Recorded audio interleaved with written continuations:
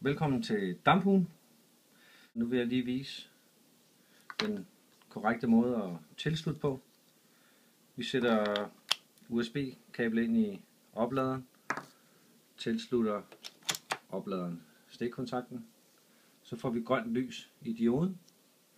Så tager vi vores batteri og fører det ind i opladeren, begynder at dreje, så den får kontakt.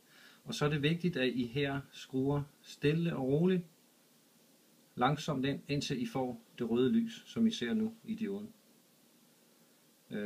Det er faktisk nok. I kan se her, hvis den ikke er langt nok ind, så kan I få den til at lyse rød og grøn. Det er vigtigt, at I ikke bare skruer den så langt ind, så I spænder den helt til.